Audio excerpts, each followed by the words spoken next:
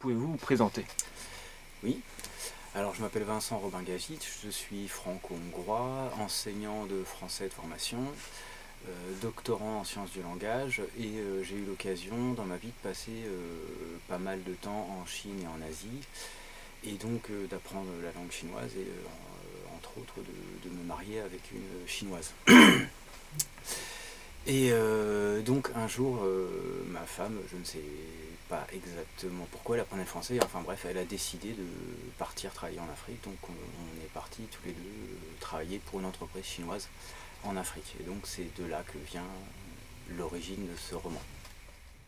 Qu'est-ce qui a motivé l'écriture de ce roman enfermé à Libreville? Et donc en arrivant dans cette entreprise chinoise au Gabon, donc en arrivant en Afrique, j'ai redécouvert toute une façon, toute une potentialité de la langue française que j'avais un peu oubliée, notamment avec la littérature africaine comme Mongo Betty ou Kuruma, enfin des auteurs qui s'approprient la langue et qui en font quelque chose de qui leur est propre. Et aussi avec la langue de la rue, en fait, qui est une langue complètement métissée, qui est complètement différente en fonction des peuples, parce qu'au Gabon, il y a beaucoup, c'est une terre aussi d'immigration, donc on entend le français des Gabonais, le français des Maliens, le français des Sénégalais.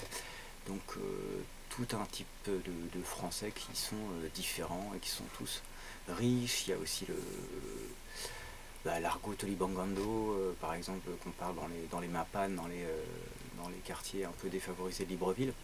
Enfin, et même, je dirais même dans les journaux, en fait, parce que même l'écriture journalistique est différente. En fait, il y a toute une façon d'utiliser la langue française bah, qui est riche et qui m'a réveillé des envies d'écrire, de l'utiliser et de la mettre en scène pour raconter un petit peu ce que je voyais autour de moi à Libreville. Alors de quoi parle ce roman et pourquoi avoir choisi ce titre? Alors, Enfermé à Libreville, c'est un ethnopolar dans le sens où c'est un policier ethnographique, enfin ethnographique parce qu'il est publié en France, mais il ne serait pas ethnographique au Gabon par le fait. Et donc c'est un roman choral avec une série de personnages qui vont s'entrecroiser autour d'un meurtre rituel qui est malheureusement assez commun au Gabon, donc le phénomène du crime rituel. Et donc on retrouve un fonctionnaire du ministère des TP, on retrouve un jeune malien immigré, un blédard qui arrive dans la capitale, on retrouve aussi une jeune chinoise en fait. Donc c'est assez amusant en fait parce que comme j'étais dans une entreprise chinoise, j'ai eu envie d'introduire dans mon roman cette relation entre les Chinois et les Africains. Et je pensais que ça allait être très original. Et en fait, au fur et à mesure que j'écrivais le livre, je me suis rendu compte que dans la littérature africaine, le personnage du Chinois était en train de devenir un personnage classique en fait. Et si on lit des romans comme Congo Inc. de Nkole Jean Bofan ou des romans de Gianni Sozzeni, un auteur de polar gabonais, eh bien on voit que le chinois est désormais un personnage de la littérature africaine classique.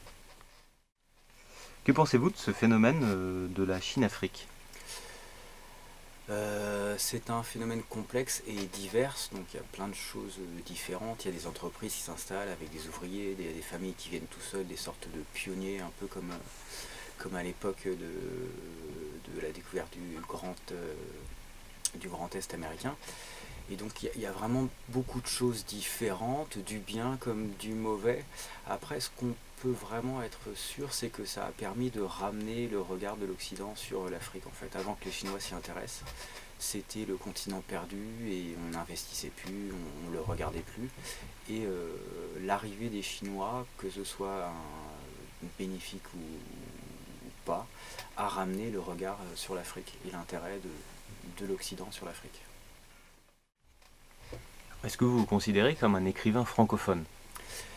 Et bien justement c'est un peu la question avec laquelle j'ai voulu jouer en écrivant ce livre en fait, parce que du coup c'est un livre qui se passe au Gabon, où il n'y a pas de personnages occidentaux, donc où la langue que j'utilise est j'essaye de la mixer un peu comme j'ai pu l'entendre autour de moi par les différentes peuplades du Gabon. Donc j'ai pas mal utilisé les dictionnaires d'Afrique, de français d'Afrique francophone. J'ai pas mal pris de notes dans la rue, dans les journaux, etc. Et au final, est-ce que j'ai fait le travail d'un écrivain francophone ou pas? Et en fait, quand on se pose la question, on voit que les frontières sont assez floues et on a du mal à voir qu'est-ce qu'il y a derrière ce concept. Par exemple, est-ce que UNESCO ou Beckett sont des écrivains francophones? On ne les trouve pas dans les rayons littérature francophone, on va les trouver en littérature française. Donc on va peut-être dire parce qu'ils ont écrit en France. Mais à ce moment-là, quelqu'un comme Le Clésio, il n'a jamais vécu en France et il est pourtant considéré comme un écrivain français et pas un écrivain francophone. Donc finalement, qu'est-ce qui se cache derrière cette notion d'écrivain francophone? Est-ce que c'est pas une question d'identité plus qu'une question de carte d'identité plus que de littérature? Et donc voilà, c'est la question un peu que je voulais poser avec ce livre.